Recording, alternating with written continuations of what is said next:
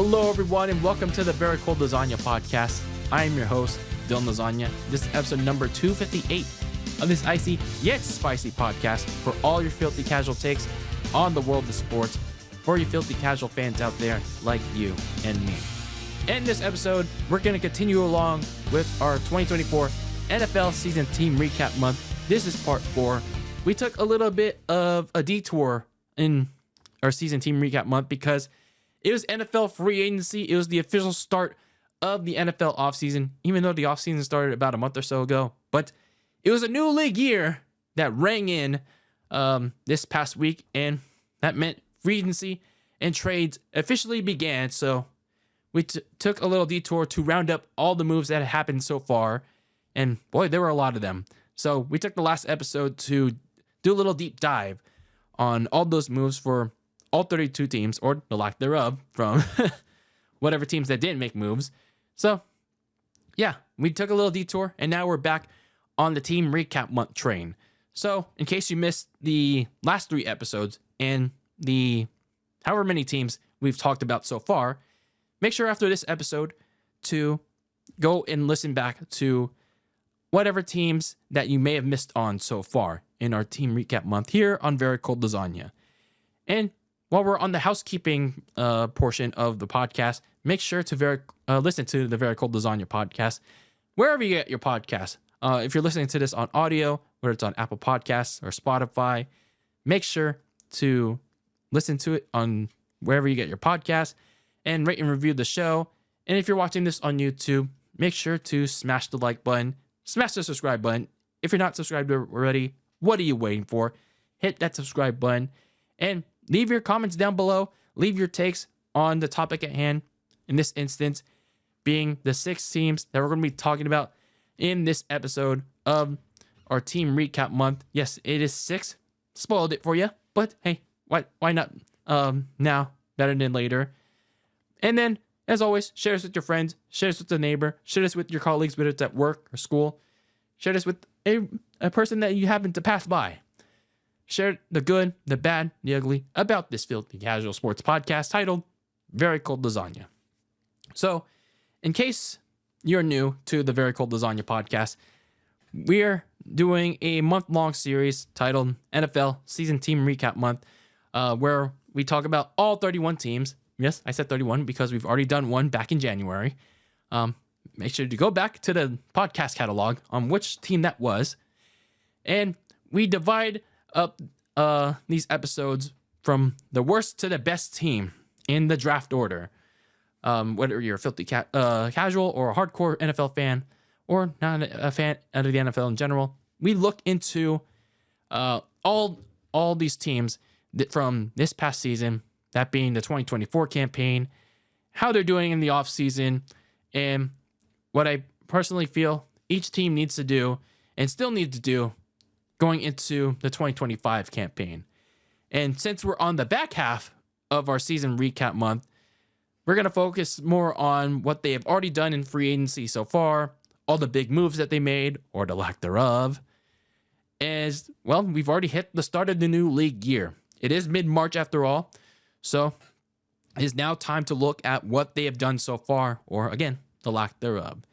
So that being said, with all that rambling that has already been done, let's now take a look at the 6 teams in this episode in part 4 of our 2024 season team recap month.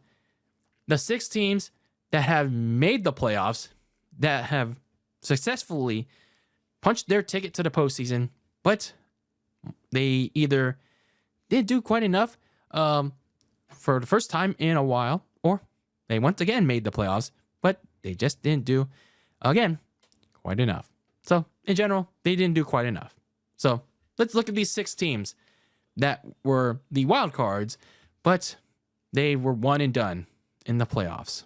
So, we begin part 4 of our 2024 NFL season team recap month by going on our trip on our favorite pirate ship to go down to Tampa Bay to talk about the Tampa Bay Buccaneers. Although they fell just short in 2023 of an NFC Championship berth, year 1 post Tom Brady was a bigger success than many expected, with Baker Mayfield at the helm in his first year as the starting quarterback for the Bucs.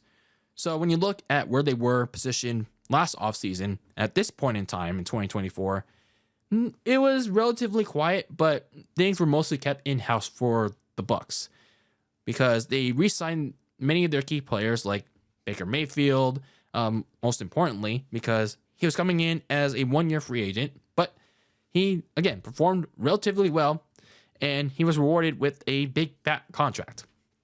But it was, I'd say, in fairness, a relatively earned contract. So Baker Mayfield, he's re-signed on, along with receiver Mike Evans, who was initially franchise tagged, but he actually got a long-term deal. Safety Antoine Winfield and linebacker Levante David. So you get all these key players back. And then one of the other things that they had to address was replacing Dave Canales, the former offensive coordinator that left to go accept the head coaching job for the Carolina Panthers. So they go and replace him with the former University of Kentucky coordinator, Liam Cohen, who takes on the same position that he did back at Kentucky. So not much really changed for these Bucs going into this past season, and whether that was a good or a bad thing for the Tampa Bay Bucs going into 2024, as the expectations were kind of high for them, as they were going to be competing in a division that had a Falcons team that had a quarterback for once. The expectations were still high for them to retain their NFC South title, but go even further into the playoffs. Unfortunately, things started out pretty much almost the same as they did back in 2023. And that was mainly because, well, as much as Baker Mayfield tried as he did with the offense, the defense really struggled. The passing defense troubles from 2023, it continued on into 2024. Now, they had a solid foundation in the secondary, but they were still getting burned like the previous year. They were too overly soft in coverage.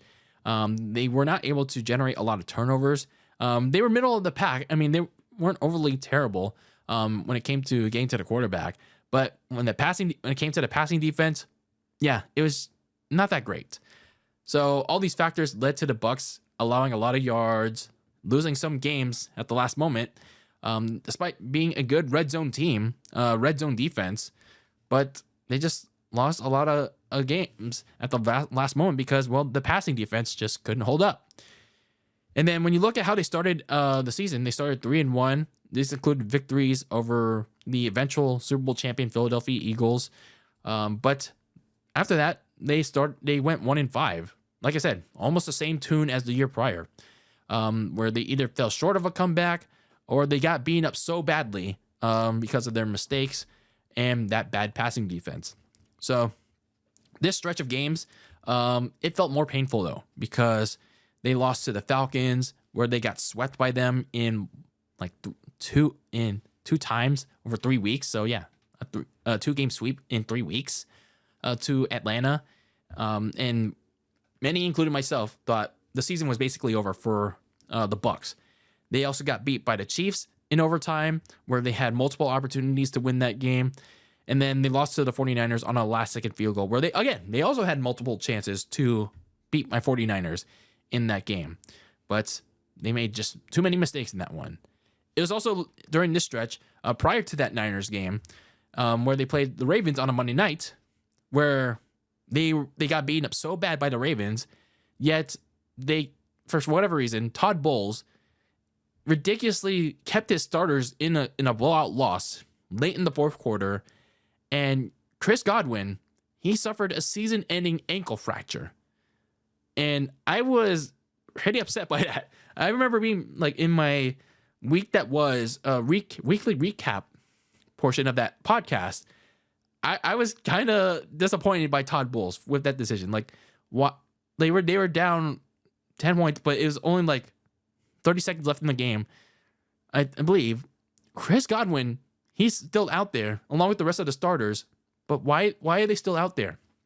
They still have a length way away, and they still have to make two miracle like scores to get back in the game against Baltimore, and it wasn't going to happen.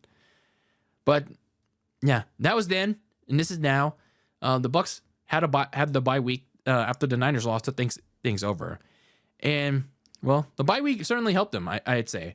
But we'll talk about that in just a bit, because when you look at the positives for the Bucs this past season, and one of the positives included the running game. They finally found an established rushing attack, and that was thanks to the rookie Bucky Irving. So for the first time since Leonard Fournette a couple of seasons ago, Bucky Irving seemed to have come along for it was a blessing for the Tampa Bay Bucs. He initially started as the number 2 behind Rachaad White, but he ended the year as a top 10 running back. He's got good versatility, good speed. He has really nice ability to push through defenses, and he's a nice pass catching back too. So when you look at how Bucky Irving performed this past year, that took much needed pressure off of Baker Mayfield to throw a bunch. And it took some pressure off the passing attack as well. So speaking of the passing attack, Baker Mayfield and Mike Evans, they pretty much also kept the team alive. That's pretty much a theme as well for this past season. Despite losing Chris Godwin in Week 9 against the Ravens, this duo managed to greatly produce, especially after the bye week, as the Bucs went on another late season surge to catch the Falcons, who were pretty much free falling after that season sweep.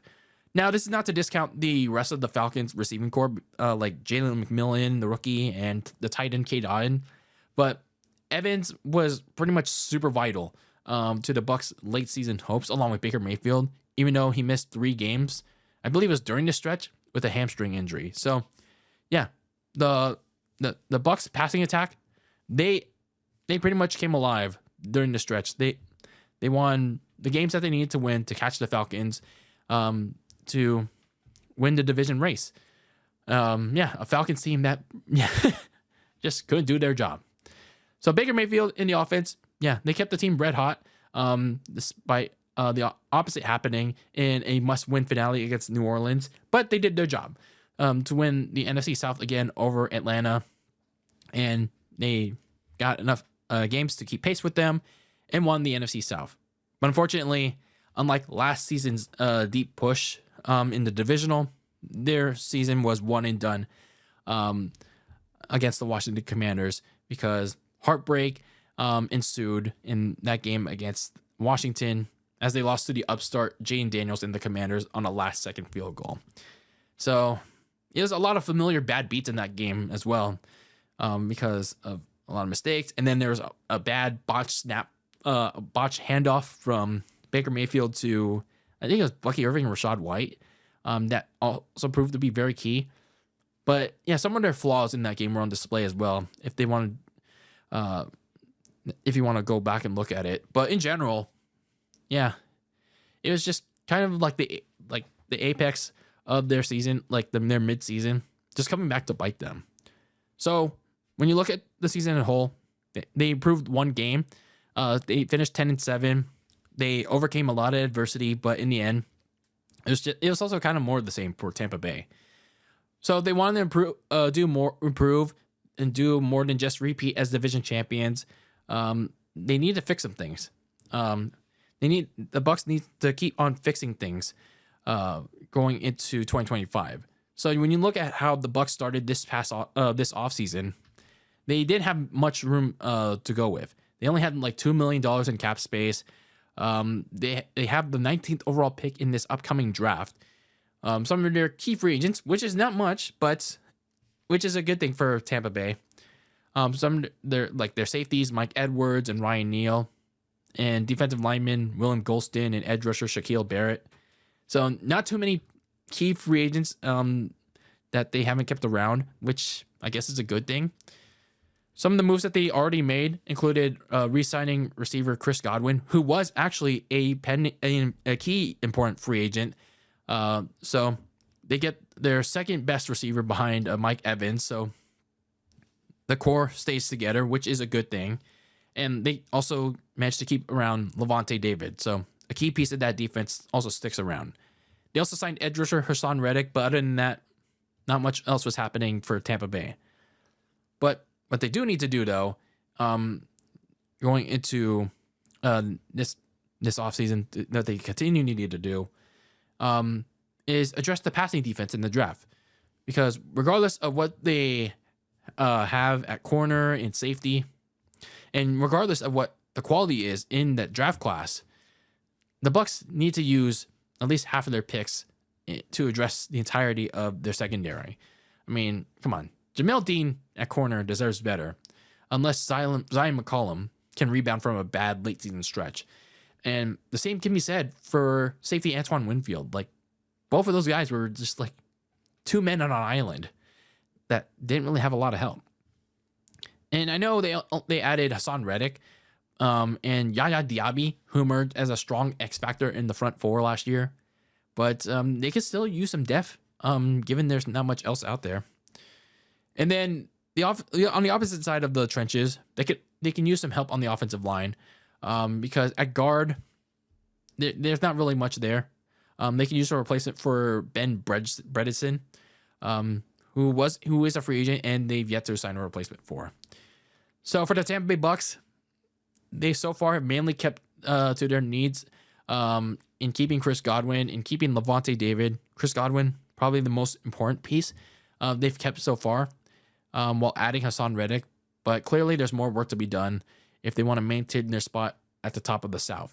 Yeah, in NFC South, that could be somewhat more competitive, given that the Falcons are bringing in some, but not a lot, reinforcements yet for Michael Penix Jr. and a Panthers team that could be on the rise if Bryce Young continues to come along. So, yeah, this Bucs team still needs some help if they want to compete in an NFC South that might not be as weak as we thought we think it's going to be going into 2025. So we take our trip away from our favorite pirate ship to the Mile High as we now look at the Denver Broncos. 2 seasons of burnt cooking from Russell Wilson, as well as getting roasted by Patrick Starr on Christmas 2022, and whiffing on a winnable primetime game late the next year in 2023, finally led to change in the Mile High city of Denver. So, yeah, this led to a lot of change this point last year for the Denver Broncos. Even though the writing was already on the wall for Denver, just with 2 games left in 2023, Denver released Russell Wilson before the new league year, even though it came with a very large dead cap charge of, I believe it was around $80 million when I talked about the Broncos at this point in time last year with the season recap. But nonetheless, Denver, they decided to release and end the Russell Wilson experience last year, despite that dead money charge. And they made the trade when they made the trade for him 3 years ago. And it's going to go down as one of the worst in NFL history. Sean Payne, the head coach, he turned towards getting his new quarterback last offseason last year, where he selected Oregon quarterback Bo Nix with the 12th pick. Now, some were questioning why Bo Nix at the time, but I saw there was a little bit of potential there. I didn't know too much about Bo Nix, being the filthy casual I am, but there's something there with him. Other than that, not many other moves were made because, well, of the money and the picks tied to the now dead Russell Wilson trade. But that was over and done with, and all eyes shifted to what was going to be initially a rebuild season for the Mile High City in Denver. So when you look at this past season for the Denver Broncos, as what was initially considered a rebuild season for them, what do we see from them that was considered good for Sean Payne's squad? Well, you look first at the quarterback position, because remember what I said seconds ago where I saw there was some good in Bo Nix? Well, Nix, he initially struggled on with consistency and with Sean Payne babying his play calls as a passer. And I talked about it like almost every week about Bo Nix when I talked about the Denver Broncos and their games. I saw there was some potential with him. He made some nice throws. He was a good dual threat quarterback, which he made up for with Sean Payne babying his play calls. But then when you look at the back half of the season, once Sean Payne finally opened up the playbook, and once he opened up the playbook, his early season struggles would reverse into a nice finish, a nice second half finish, especially as he started establishing a chemistry with Cortland Sutton, Marvin Mims, and Devon Vale. So Bo Nix starts to become a really, really solid passer. And then now you mix in with his rushing ability, he starts to become a even bigger dual threat quarterback. Another positive for this Denver team was that defense. You get another good season from that side of the ball, even though the secondary was not that good because they gave up a lot of big yards. The front seven that consisted of Nick Bonito, Zach Allen, and Jonathan Cooper, as well as Cody Barton, they excelled in various aspects, such as sacking the quarterback, run defense, and they were one of the best in the league in creating turnovers. So they also made up for the early struggles of Bo Nix in that offense. So that Denver defense, despite the bad secondary, it was pretty good and pretty vital to the early season success for the Broncos. However, though, for a team that was still relatively young, there were still some flaws in them, like losing a lot of close games to the Chiefs, the Chargers, and the Bengals, especially when you get late in the season when they're trying to when they were in a surprising position to get the 7th seed in the playoffs. So the Chiefs loss, though, it arguably hurt Denver the most in contrast to the ones to the Chargers and Cincy, because they actually gave the then defending champions a surprisingly tough challenge, especially defensively, and where Bo Nix, he made 2 key touchdowns. I believe it was in the first half, but nonetheless, they severely limited Patrick Mahomes all game. But then they were in prime position to go and win the game, like at the very end. But then they lose on a blocked field goal. Like that's just very draining for Denver. Like, imagine if they actually had won that game, then you'd have a totally different conversation of Denver actually being in the conversation of somehow managing to win the AFC West, like by some magic miracle. So then you also had the 2-game stretch against the Chargers in Cincy, like shortly afterwards.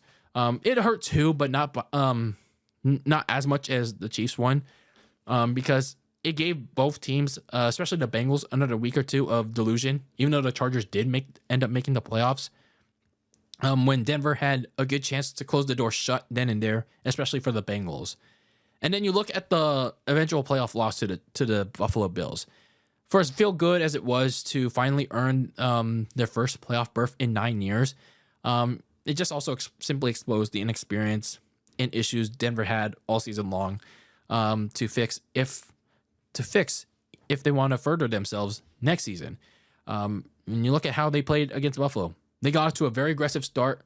Bo Nix threw a big deep ball to score the game's first points, but then after that, like where was the aggressiveness later on in the game? Like Payne started playing too safe with his quarterback. The passing defense got torched by Josh Allen, and so on and so forth. So yeah, there's a lot of issues in that game against Buffalo. Like you would think that they would give him a much tougher challenge given that the aggressive start, but no, they ended up getting blown out of the building. So even with the way that the Broncos got beat bad in their only playoff game in Buffalo at 10-7 and getting their first playoff berth in over 9 years, at least there seems to finally be some stability and optimism in the Mile High for the first time in nearly a decade since they won Super Bowl 50 with Peyton Manning riding off in the sunset. But now they seem to finally have, again, stability at quarterback with Bo Nix. And honestly, I'm looking forward to what Bo Nix can bring to the table in year 2, given that he doesn't suffer a sophomore slump. Now, it's important for Sean Payne and George Payne, the GM. They don't have a relation, like brother relation, by the way. It's important that they continue to surround him with help on both sides of the ball. Like, it's pretty essential that they do that going into 2025. So when you look at the offseason so far for the Broncos, before they headed into the new league year, they had around $36 million. Not sure what the number is now. Going into the upcoming NFL draft, they have the 20th overall pick. So they have some flexibility on what exactly they could do with that pick. So looking at the key free agents heading into prior to the start of the new league year, Linebacker Cody Barton, who unfortunately they lost to, I believe, is the Dolphins, but correct me on that. Running back Javonte Williams, they lost him to the Cowboys, but they can find a replacement for him. They also lost punter Riley Dixon, but they made some pretty nice moves, though. They signed linebacker Dre Greenlaw and safety Talanoa Hufanga from my 49ers. Please take care of them. Just please take care of them. But they'll make those moves are relatively nice given that they both stay healthy. So some things that they still have to address for the rest of this offseason, they got to find a starter running back to help Bo Nix. Like the running backs that they had last year, that includes Javonte Williams, was middling, which is why Bo Nix either had to throw a lot or use his dual threat ability to run himself. So Sean Payne, he needs to find a top quality back to jumpstart a rushing attack and help Bo Nix. Just don't use their first round pick to do that. Like I highly recommend that they don't, because there are plenty of other needs that Denver can use at that 20th pick. On the other side of the ball, the secondary is also a top priority need. Now, I would say a specific position, but there isn't one, because the passing defense for Denver was their major weakness and downfall this past year, including that playoff game in Buffalo. Patrick Surtain at corner, and as well as Riley Moss, and at safety, Brandon Jones. They need another quality running mate in the deep end. Now, they did sign, like I said, Talanoa Hufanga at safety to help Brandon Jones, but Hufanga's last two seasons with the 49ers have been marred by injuries. Hufanga, he tore his ACL in 2023 when they went to the Super Bowl. And then this past season, he had that hand injury, and he also dealt with a couple other minor injuries, but yeah, he just couldn't really have that same production that he did back in 2023 before the ACL injury. So maybe they should add at least another safety behind Hufanga and Brandon Jones for depth in the case that Hufanga gets hurt again. And then you should also get Dre Greenlaw, a running mate, and some depth at linebacker.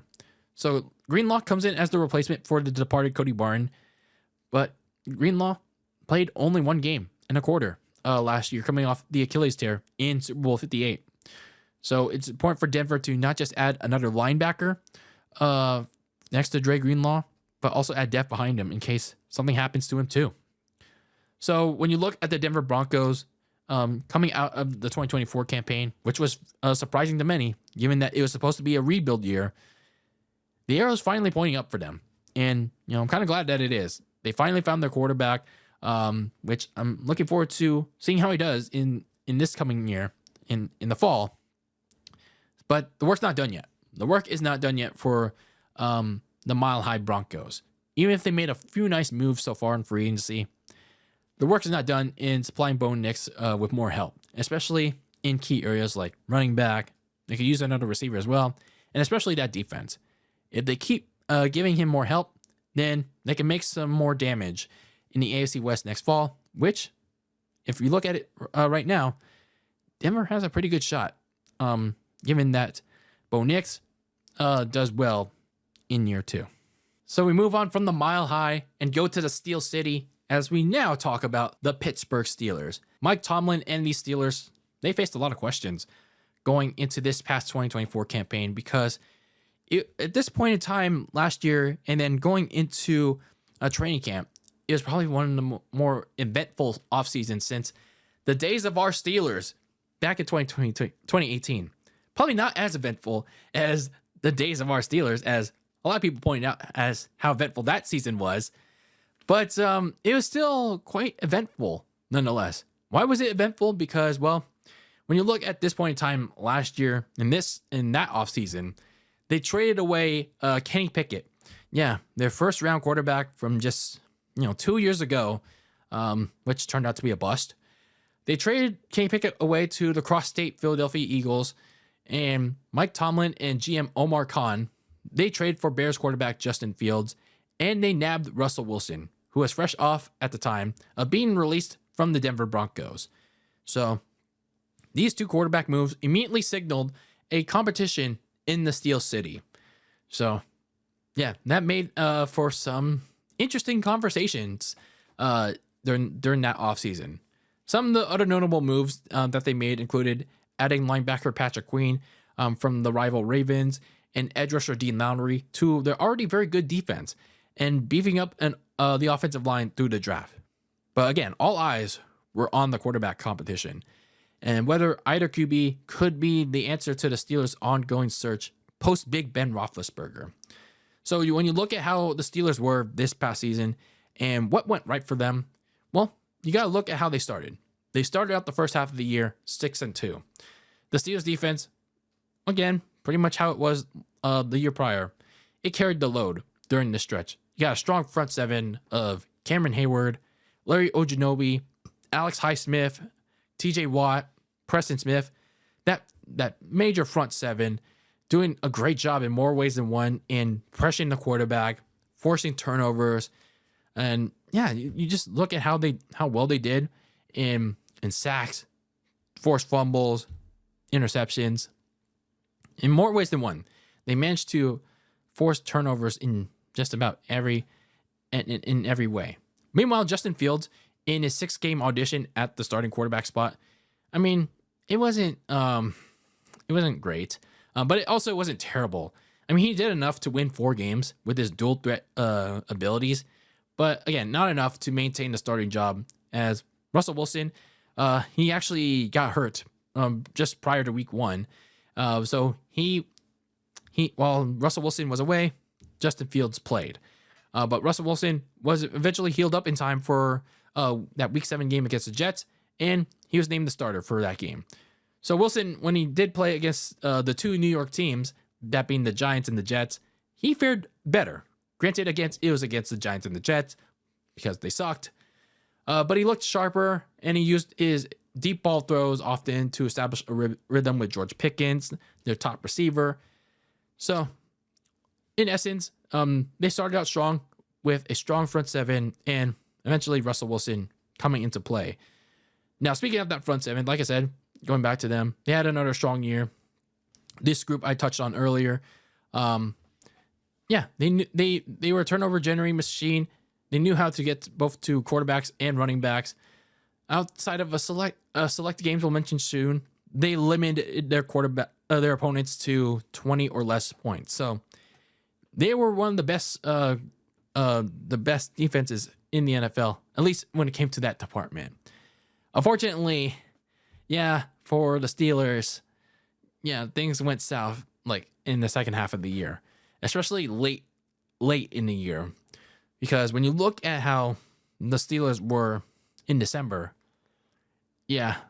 when they went in December, they had a solid grip on the AFC North. At 10-3, Baltimore was 2 games behind them. They even beat the Ravens in November.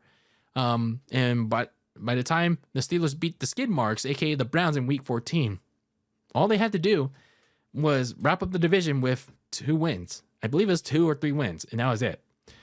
But of course, you get to the hard part of the season, which was December football, and where you had to face actual teams, and everything fell apart for the Steelers. And that started with a blowout loss to the Philadelphia Eagles in Philadelphia. And they even got to see their old buddy, Kenny Pickett. So this 4-game losing streak, they managed to lose almost all their games the rest of the way. And it started exposing the flaws that I said before the season started. Passing defense was one of them. The passing defense was a major weakness for this team. They added corner Dante Jackson to help out Jody Porter. However, he didn't really contribute much. There was no one else to help out against some of the NFL's best, leading to the Steelers giving up a lot of key plays in their early season losses, and then later, a lot of points late in the season, including to really good teams like the Eagles, the Chiefs, the Ravens when they started catching fire, and then to the Bengals in that key Week 18 finale. So, the passing defense, a major liability for a Steelers defense. That was pretty good, but not in the secondary. And then you had Russell Wilson for that strong start that he had. He regressed back to his Denver form during this losing streak. Now, sure, he only threw 2 interceptions during this 4-game losing streak, but he also didn't do enough. He also didn't make enough plays to get the Steelers out of this funk. And there were cries there were calls for towards Mike Tomlin to insert Justin Fields, like to spark up the offense, but never did. So the Steelers, by early December, they looked in position to secure the division, but they lost 4 straight to actual teams that mattered, and that made it clear that they were frauds. Even at 10-7, they ended the season at 10-7, but they were frauds. And when you get to that game against the Baltimore Ravens, where the Steelers, they lost the division to the Ravens, and now they had to play a 3-match on the road to Baltimore. Yeah, it made for another wasted season in Yinzertown, and they lost in embarrassing fashion to said Ravens. So when you look at how the Steelers had to approach this past offseason, well, I don't know, man. Despite wariness and frustration from the fan base, management has again kept Mike Tomlin as coach because of his streak of 19 straight non-losing seasons, despite a lot of mediocrity, a lot of fatigue from the fan base. You know, at some point, all that mediocrity is going to catch up to them. Like, doesn't ownership have to realize this at some point? I don't know, man. For now, though, they got to make some serious changes if they want to be more than just a non-losing team that wins 9, 10, 11 games just to be a first or second round exit every year, or let alone not make the playoffs. So when you look at their offseason so far, they had around $53 million to start, probably went down or up, depending on how you look at things. They are slated to pick 21st overall in this upcoming draft. Some of their key free agents include their quarterbacks, Russell Wilson and Justin Fields. So far, they haven't kept either of them. Justin Fields has already moved on to the New York Jets with a big, fat 2-year, $40 million contract. Najee Harris, another key free agent, has already also moved on to the Chargers. Their offensive linemen, James Daniels and Dan Moore, they have also moved on, Dan Moore at least, to the Tennessee Titans. Corners Dante Jackson and Cam Sutton. Jackson moved on to the Chargers as well.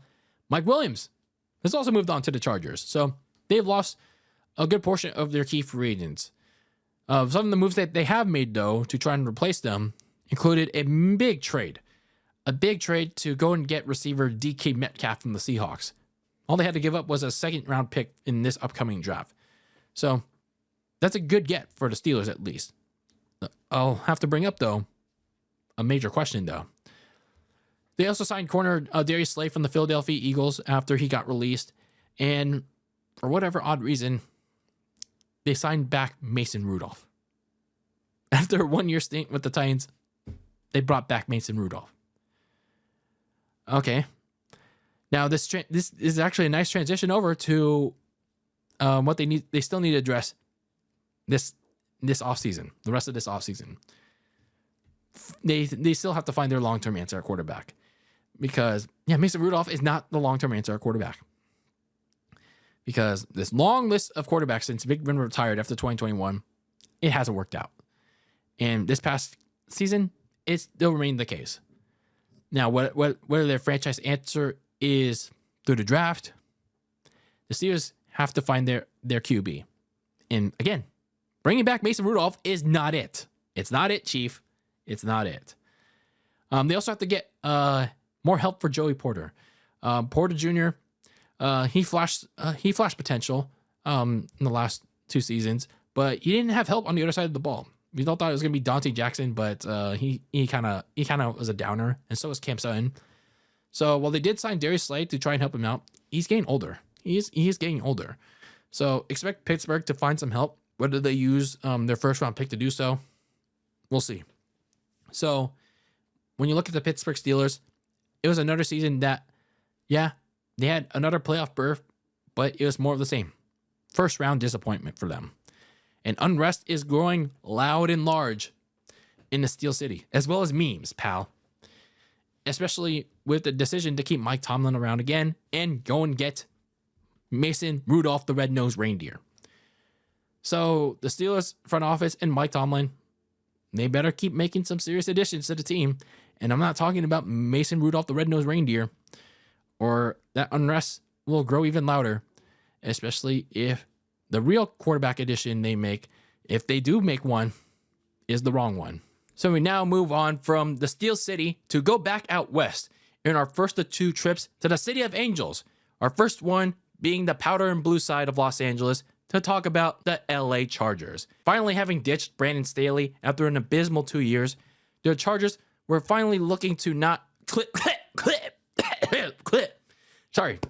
Charger this past season. So this time last year, during the offseason, they made probably one of their bigger hires in probably forever. They hired Michigan head coach Jim Harbaugh, who was fresh off of winning a college football national title, with the University of Michigan, with the Michigan Wolverines. And yeah, he pretty much decided to head out west and finally come back to the NFL after a decade of not being in the league. The last time he was in the NFL, Big Jim he was with my San Francisco 49ers. So it was a long time that Harbaugh was in the NFL. So there's clearly a lot to catch up for Harbaugh, a lot of things for him to adjust back to. So while he was in the adjustment period again, the Chargers decided to go and also replace Tom Telesco as general manager and bring in Ravens director of player personnel Joe Horwitz as the brand new GM. So you got a brand new combination with Harbaugh as head coach, Joe Horwitz as the GM. And while they really couldn't do much in their first offseason together due to limited money and limited draft capital left behind from the previous regime, the more important thing for the powder and blue side of Los Angeles was whether Jim Harbaugh could be the right fit for Justin Herbert while readjusting back into the NFL after a decade in the college ranks. And, well, once again, coming fresh off of a national championship. So we were about to find out this past season. And I got to say, for a coach that was just coming back from the college ranks and, deciding whether he would be the right fit for Justin Herbert, well, I'd say he was. I'd say he certainly was. Because for Justin Herbert this past year, it was a bounce back year. Dealing with the season-ending hand injury last season and a lackluster offense in general, Herbert came back putting up much better performances and in general looked a lot more motivated under new head coach Jim Harbaugh. The offense looked, I'd say, a little bit more balanced, but there's still a lot of progress to be made. But nonetheless, Herbert under new head coach Jim Harbaugh and under new offense coordinator Greg Roman, the offense looked, I'd say, a little bit better than the previous couple of years under its previous regime. And then you look at the other side of the ball. You got a very good defense that kept them in a lot of their games. The secondary, although it was a lot left to be desired, the front seven was the standout area because their ability to create turnovers, get to the quarterback, and stop the run. Some of the standout names in this list include Khalil Mack, Morgan Fox, Denzel Perryman, and Poona Ford. Poona Ford and Khalil Mack in particular, they did particularly well. And of course, you can't forget Joey Bosa. However, unfortunately, he didn't play like too many games this year. But nonetheless, when he was there, healthy, he still made an impact. Now, going back to that offense, though, I mentioned a couple of times now, they're still lacking. They're still lacking in a couple areas, and that was a flaw this past season. Herbert may have had a rebound year, but his supporting cast around him, it wasn't all that. Outside of great rookie receiver Ladd McConkey, which they drafted in the first round, there wasn't really another secondary option for Herbert to throw to. Whether it was another receiver, a tight end, yeah, not really too much, because you had guys like Quentin Johnson and Josh Palmer. They became very unreliable for Herbert as the season wore on. And yeah, I was one of those delusional people that thought that Quentin Johnson was one of those reliable guys mid-season. And then, boy, did I turn out to be wrong on that as we got into the late season stretch, because they were dropping balls. They were missing their routes. Yeah. And in key moments where the Chargers need to win their games, yeah, they didn't show up. Now, of course, they did fine against bottom feeder teams, but again, they're bottom feeder teams. And J.K. Dobbins had a very good year as well. Let's not discredit his work, but he did miss about a month in the midseason stretch, and Gus Edwards couldn't pick up the slack in his absence. So you're basically missing a key part of the running game. And it was an injury-riddled running game, so that basically put more pressure on Justin Herbert to, carry the offense when the offense was already lacking in a lot of areas going into the season. And then going back to that secondary, very vulnerable outside of safety Derwin James. He was like the only reliable contributor in that bunch, especially once corner Asante Samuel Jr. was lost very early in the season with the shoulder injury. So, yeah, the front seven could do only so much, but when you have a passing defense that's not that great, then, yeah, they're going to struggle. So overall, when you look at the Chargers this past season, they certainly bounced back. Did better than expected, thanks to the collective effort of pretty much everyone involved. That includes the much better coaching staff led by the returning Jim Harbaugh. Jim Harbaugh, who is a winning head coach, not just on the field but off the field as well. Rallying the troops together with this really good attitude. So in his first year back in the NFL, he turned his team around into winners with an 11-6 record, second in the AFC West. Fell just a tad bit behind, actually far behind the Kansas City Chiefs, but they were right within the gap though, for I'd say a couple of games.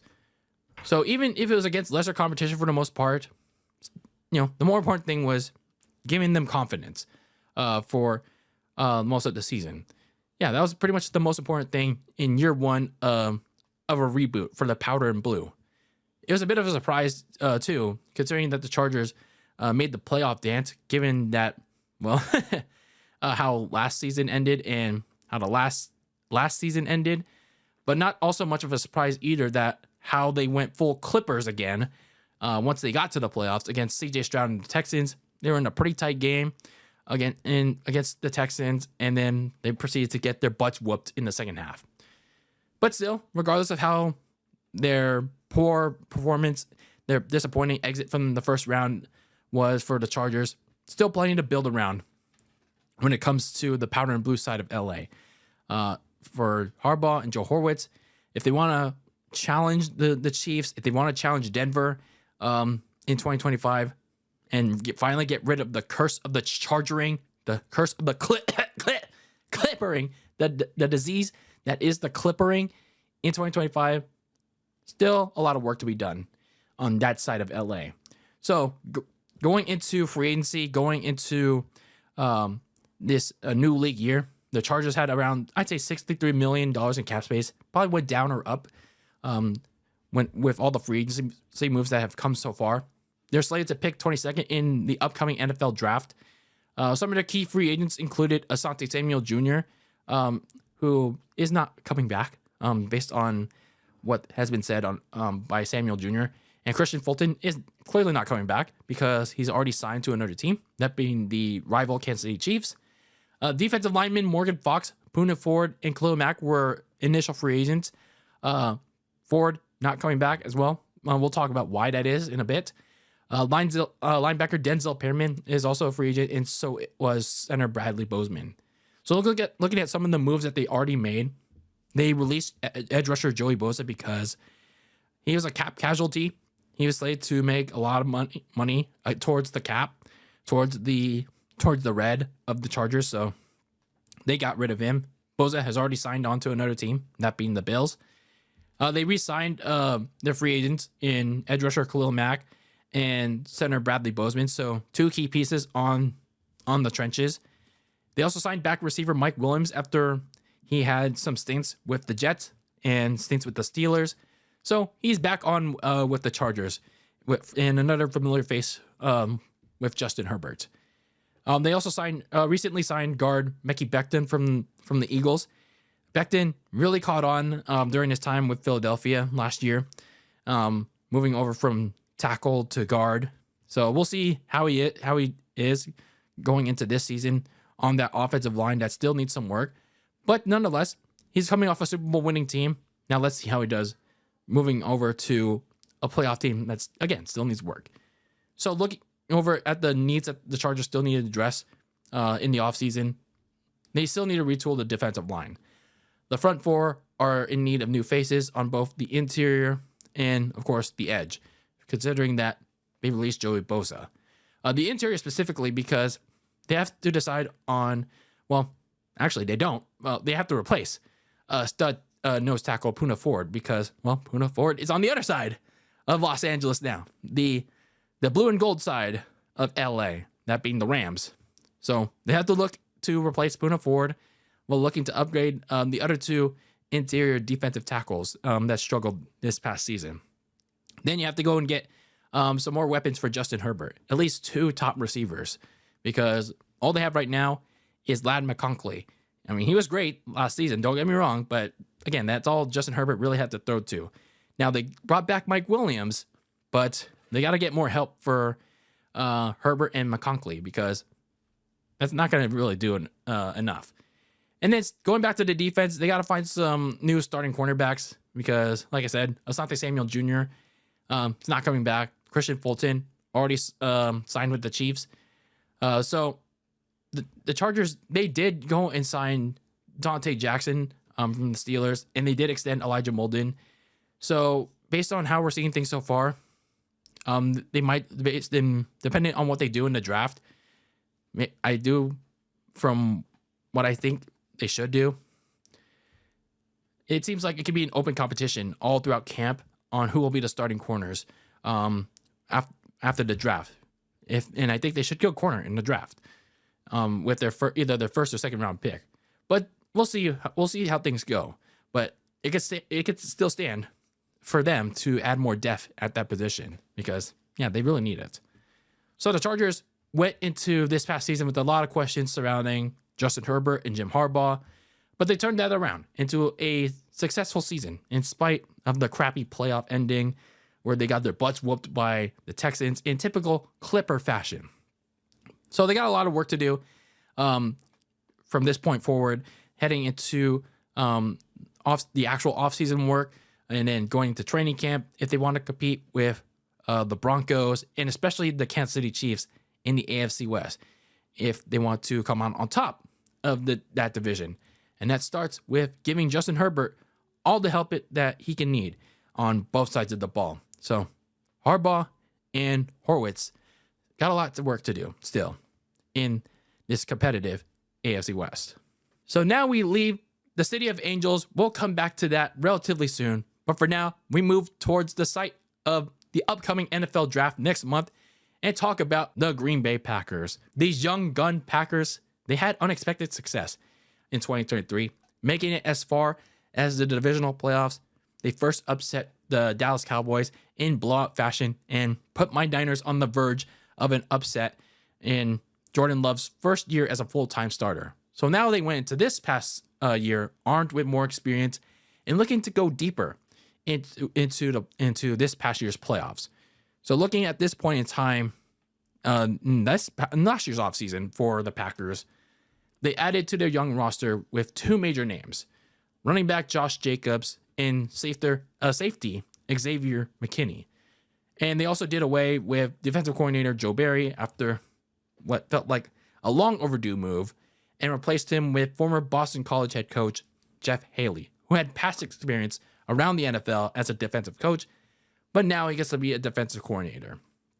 So other than those 2 big moves, the Pack mostly kept things in-house, re-signing their key guys as they prepared for what they hoped was an even bigger leap this past year.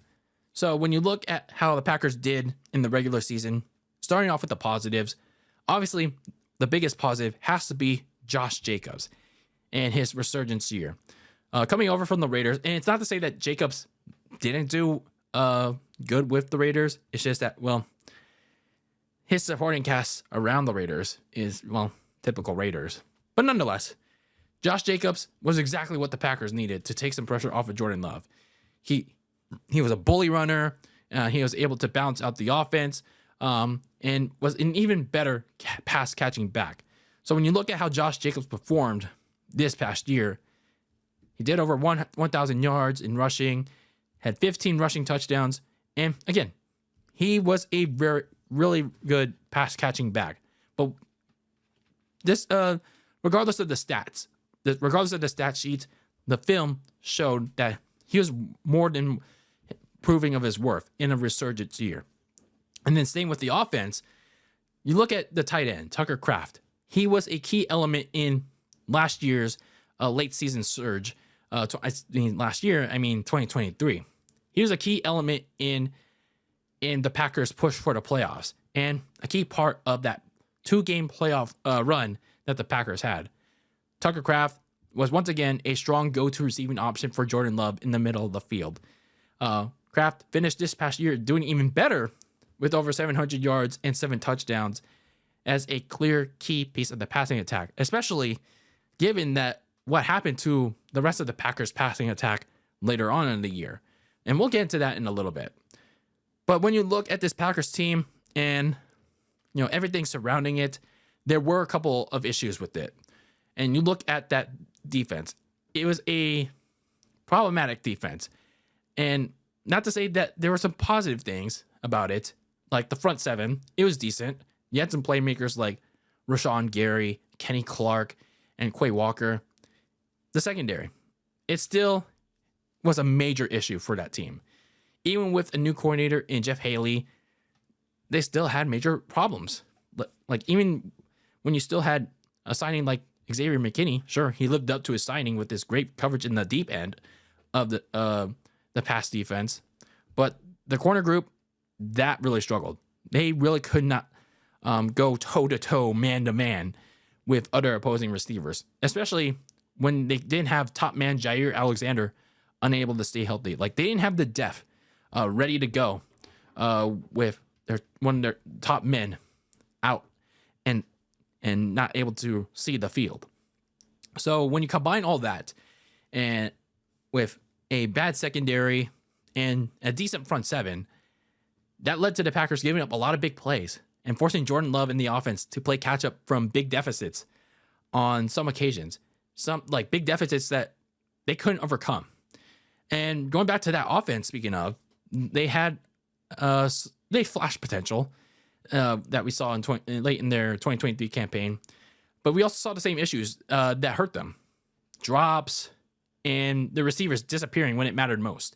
There were a lot of drops from the likes of Romeo Doubs, Devontae Wicks. Probably messing up the names, but you get the point. There's also a point in time where Jordan Love also had a really bad streak until week 12, throwing at least one interception in each game. And some of those interceptions were very costly in those games. And then when you look at the receiving core and why Jordan Love went to the likes of Tucker Kraft so much, Jordan Love lost his top 2 receivers at the worst time imaginable, like very late in the season, like towards the end when they were about to play their first playoff game. Yeah, he lost his 2 best receivers in Christian Watson the week before the playoff game. Watson tore his ACL at the beginning of this year, like in general. And then he lost Romeo Doubs to concussion in said playoff game the next week. So, yeah, that's pretty bad. Like, when you lose your top 2 receivers in a share of the wealth offense where there's not really a top receiver, that's not good. That's really not good. And, when you look at the Packers' record at 11-6, 5 of those 6 losses came to the rest of the division. A 1-5 record against the division, it's not really a key for success. And that last loss where Christian Watson got injured, that included a critical Week 18 game against the Bears. Bears that had pretty much nothing to play for on the road. So, they lost all the critical key games against the Vikings and the Lions. And if they had to have that game against the Bears to get a better matchup in the playoffs against Tampa Bay. But no, they lost it at the very last moment to the Bears, and it was a major difference maker between playing in Tampa Bay and playing in Philadelphia. And they got the latter because, they couldn't stop the Bears from going on a last-second drive and kick a game-winning field goal. So overall, when you look at this Packers team, they were a promising team heading into this past season, and they still are coming out of it. they improved on their record with if 11-6, but unfortunately, they fell apart in the last 2 games of the year, gained their butts whipped by the Vikings, and then suffering those 2 very key injuries in that game against the Bears, and then that self-inflicted, mistake-riddled loss to Philadelphia in that wild card game. So, yeah, that's pretty much how their season ended, on a self-induced demise that culminated in Philadelphia. So, general manager Brian Gutekunst, I'm sorry if I mispronounced that, and head coach Matt LaFleur, they need to add some more pieces and pretty much rally the core together going into their offseason, actual off-season activities and training camp if this young pack want to go further into the dance next fall. So looking at their offseason so far, going into free agency, they had around $42 million to spend. Might have gone lower, depending on what they have done so far. Looking at their first round pick, they're slated to pick 23rd overall. Might have already traded it for whatever reason, but hell, you never know. Looking at some of the key free agents, they didn't really have too many, which is always a good thing if you're a team like the Packers or any other team in general. If you don't have any key free agents, then that's always a good thing. Some of their key free agents included Corey Ballantyne and Eric Stokes. They haven't re-signed yet as of right now. They were replaceable anyway. Running back A.J. Dillon, the backup, he's already moved on to Philadelphia. Receiver Bo Milton, who was a restricted free agent. Some of the moves that they already made in free agency included re-signing linebacker Isaiah McDuffie and their kicker Brandon McManus. So they've already resolved the issue long-term with that disaster with Anders Carlson in 2023. And then they signed guard Aaron Banks from my San Francisco 49ers, and they also got corner Nate Hobbs to replace at least one replacement for Ballantyne, Eric Stokes, and potentially Jair Alexander. And Nate Hobbs is actually very decent in Las Vegas, so they might have gotten something there. So some of the things that they still have to address this offseason, speaking of corner, is the cornerback depth. They still have to fix that passing defense because Jair Alexander has been very good, but he hasn't been able to stay healthy. And like I said, the rest of the crop has been very weak. Now, like I said, they've already gotten Nate Hobbs, but they still got to go and get more. They still got to invest in 2 new starting corners. They've already got one of them, but who knows? They still have Jair Alexander around, but can you really rely on him to stay healthy? Maybe he stays healthy next season, but you have to have more in the event that he gets hurt. And then you got to consider investing in a top receiver if you're the Packers. Well, they have been able to get by without one in the last 2 years. Not having one this past year finally caught up to them because Jordan Love, in those 2 games where he lost Christian Watson and then he lost Romeo Doubs, it finally caught up to them. And his other options couldn't pick up the load, especially when you got to that playoff game in Philadelphia against the Eagles. So maybe either getting a top receiver, whatever was left in free agency, or maybe using the 23rd pick in the draft, it'll certainly do. Because, you're not going to have Christian Watson, I think, to start the season. So you might as well go and find a top receiver or 2 in this upcoming draft. And then they should consider adding some new pieces in that defensive line because 2 of their starters in Devontae Wyatt and Lucas Van Ness, they've been pretty disappointing so far. They've been disappearing acts, if you ask me. So perhaps Green Bay could add some competition at their respective spots to challenge them in training camp. So there's still work to be done for the young gun Packers going into this offseason, and that's currently going on. So, and while this past season in 2024 wasn't as successful as 2023 was, sure, they improved on themselves record-wise, but on the field, not so much. They can make next fall more worth it if they shore up their defense and finally get Jordan Love a top receiving option. So next fall, they can compete with the Lions and a Vikings team that's going to look a little bit different going into 2025. So now we wrap up part 4 of our 2024 NFL season team recap month as we go from one NFC North team to the other and talk about the Minnesota Vikings. Coming off a down year where they lost Kirk Cousins mid-season to an Achilles tear, the Vikings entered 2024 beginning a brand new phase of skull football.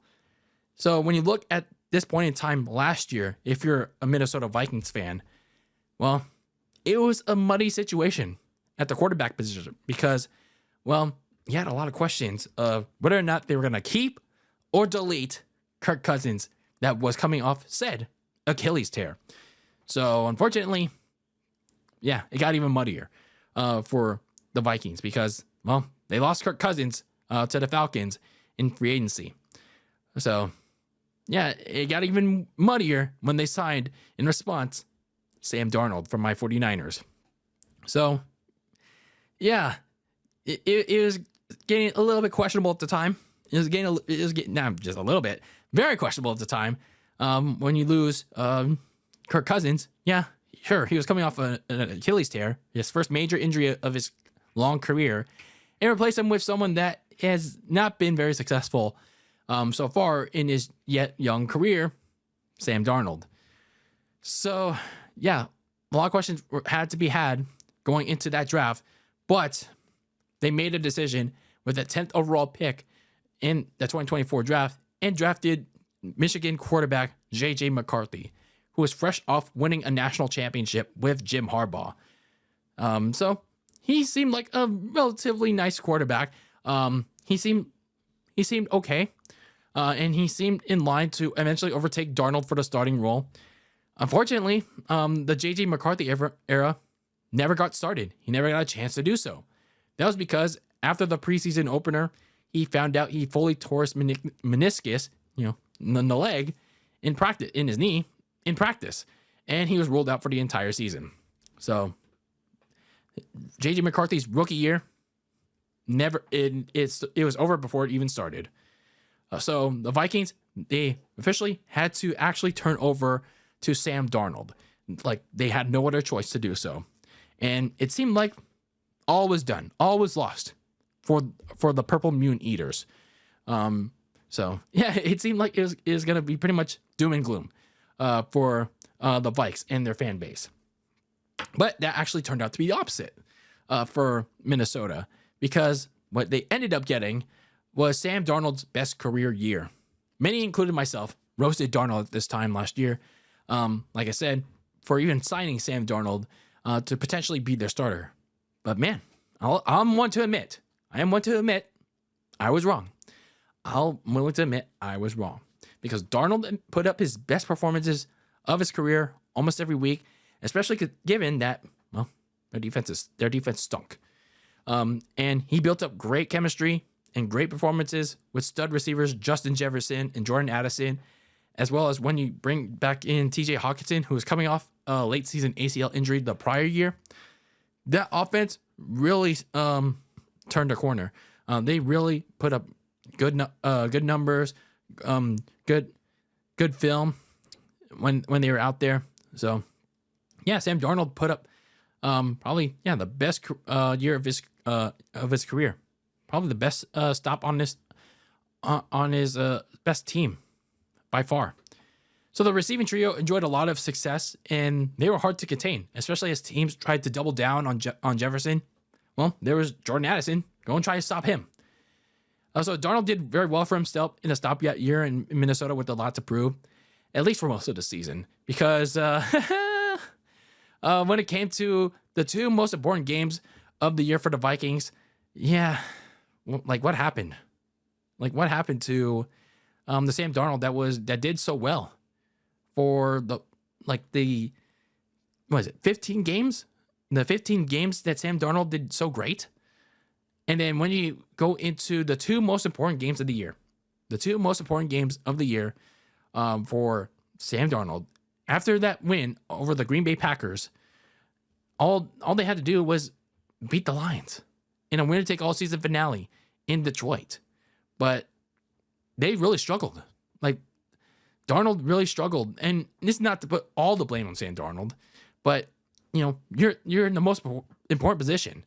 and you have the biggest task of them all, and yet he couldn't hit bank in the red zone on multiple occasions.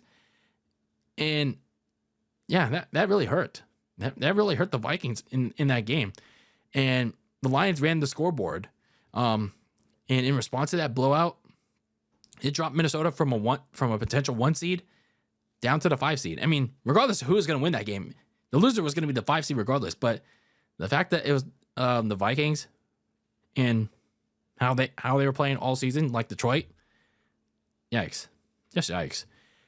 But then it got even worse for the Vikings in that game the next week when they were dropped from the 5 seed to play the Rams in Arizona because of the wildfires at the time. Because, yeah, it was a very bad performance, an even worse performance for the Vikes, because Darnold was sacked a whopping 9 times, including a strip sack touchdown that pretty much ended the game before halftime. Now, in fairness, that game wasn't all Darnold's fault because he had an offensive line that was being down by injuries, including the Christian Darrisaw at left tackle. And yeah, those injuries just finally took its toll on a relentless Rams defensive front that didn't care if you were beat up or not. So yeah, Darnold being Darnold in the Vikings' most important games, yeah, it was something that was just inevitable. So when you look at that passing defense, as I talked about earlier, Darnold in that offense, it did so well for most of the season, but pretty much like Kirk Cousins the years prior, it had to, because the secondary was so bad. It was a secondary that, for whatever reason, the Vikings, they either underinvest or they don't invest at all. You got aging veterans like Stephon Gilmore and Fabian Moreau. They had major difficulty keeping up with opposing receivers. So it's pretty much Byron Murphy on an island all by himself, trying to protect, trying to do all he can to keep that secondary together. And whether it was in small or big chunk plays, they all struggled. And like I said, Byron Murphy can only do so much. So all in all, like, this is a Vikings team that was supposed to be rebuilding. I mean, I'm not going to discount. I'm trying not to discount their success this past year. And again, it was supposed to be a rebuilding year for the Vikings with the new quarterback, but McCarthy got hurt, and they still ended up winning a lot more games than many people expected. Like 14 wins, 14 wins, 3 losses. But the only issue was they faltered so badly when it mattered most, with those two games at the end of the year, and now they face a serious dilemma on their hands. What do you do at the game's most important position, especially after seeing what was on display in their lone playoff game against the Rams in Arizona? Well, that question was answered at the start of the new league year, but we'll answer that question in just a bit, because when you look at themselves before free agency started, they had around $58 million in cap space, so they had a lot of money to spend. But again, the question is, what are we going to do at the game's most important position? They were slated to pick 24th in this upcoming draft. The biggest free agent for the Vikings was Sam Darnold. We're going to keep him, or we're going to move on to fully usher in the J.J. McCarthy era. Again, we'll answer that question in just a bit, because some of your other key free agents included your running backs, Aaron Jones and Cam Akers, offensive linemen Cam Robinson and Dalton Risner, corners Byron Murphy, Stephon Gilmore, and Fabian Moreau, and edge rushers Jonathan Bullard and Jerry Tillery. So some of the moves that they already made, they re-signed Aaron Jones, Byron Murphy, and safeties Harrison Smith and Theo Jackson. So they get some of their key guys back. Although I'm not sure why they re-signed Harrison Smith when they could have gone younger at safety. But, I mean, is what it is. And then some of the new signings that they made included offensive linemen Will Fries and Ryan Kelly from the Colts. So they re-bolstered that offensive line. Hopefully it'll be better, especially as Christian Darrisaw makes his way back at left tackle. And on the other side of the trenches, they got themselves some new defensive tackles in Javon Hargrave and Jonathan Allen. So some new, fresh starts for both of those guys. So now going back to the big question. Sam Darnold. Did they re-sign him? No, they did not. Because, yeah, they decided that well, whatever his new team was paying him, it wasn't worth it. It was not worth it. So Sam Darnold is now on the northwest side of the country. He's in Seattle as a Seahawk, and yeah, the Vikings decide, yeah, we're not gonna take on Sam Darnold as a long-term starter, and we're gonna fully embrace the new era of JJ McCarthy and hope that he pans out. So yeah, they made these moves to, especially at the offensive line, to go and help their brand new quarterback that's about to begin his actual rookie year, but they still need to do some things like rebooting the defensive line and the secondary, because again, more than half of their defense was a major weakness this past season. And the Vikings, they still need to address these areas if they want to compete again with the rest of the division.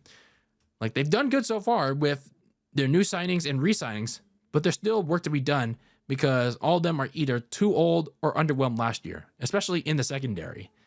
So going back to that offensive line with Will Fries and Ryan Kelly, like, they're good signings, but they still need to upgrade Blake Brendel's spot and find some better depth behind them. And then at the tackle spot, while Christian Darrisaw remains the starter at left tackle, again, in case he gets hurt again, they should find some quality depth behind him. So yeah, getting some backups for the offensive line is a necessity. And it also creates a little bit of uncertainty on what you should do in the NFL draft with that 24th pick. Do you draft the best player available, or do you just trade down? So some questions to be had for the Vikings. So overall for Minnesota, the Sam Darnold experiment started out as an unexpected one in 2024, but ended as expected when it was all said and done. Now Darnold has moved on to the wicked Emerald City of Seattle, and the Vikings have made some proper moves to assure the true beginning of the JJ McCarthy era. Now there's going to be big questions, though, on how JJ will be going into this coming fall. But as long as the Vikings keep making moves like adding depth to the offensive line, adding some help on the defense, then I think the Minnesota Vikings, if McCarthy develops well under I don't remember, Kevin O'Connell. There you go. Oh, never rings a bell. If he properly develops under Kevin O'Connell in his first actual year under center, then I think the Vikings will be in, I'd say, relatively okay shape going to this fall to compete with the Lions and the Packers in that very competitive NFC North. And so that is a wrap on part 4 of our 2024 NFL season team recap month. In this episode, we looked at the one and done playoff teams, and those teams were the Minnesota Vikings, the Green Bay Packers, the Tampa Bay Bucks, the Pittsburgh Steelers, the Denver Broncos, and the LA Chargers. So if you're a fan of these teams, or you're just a filthy casual observer that happens to watch these teams, let me know your thoughts in the comments below on YouTube, or slide into my DMs on Twitter or Instagram at Very Cold Lasagna, and share me your takes on how these teams did this past season and what they need to continue to do in this offseason to try and get better and make a better push for the playoffs this coming fall. So I'd like to know your takes. Again, send me those takes, whether it's on YouTube or on my socials. Yeah, let's have a conversation. And we're almost down to the wire with our season team recap month. We got, I believe, 8 more teams. That's all that's left. The divisional losers and the final 4 of the playoffs. Yeah, that's pretty much all we have left. I can't believe it's already almost over, but here we are. And yeah, then we're on to the draft. So until then, until we get to the next part of our NFL season team recap month, thank you for tuning in to this episode of the Very Cold Lasagna Podcast. I have been your host, Dylan Lasagna, giving you another episode number 258 of this icy yet spicy sports podcast. And as always, keep that lasagna very cold in the fridge with your filthy casual takes on the world of sports. And until I see you, when I see you in the next episode, peace out.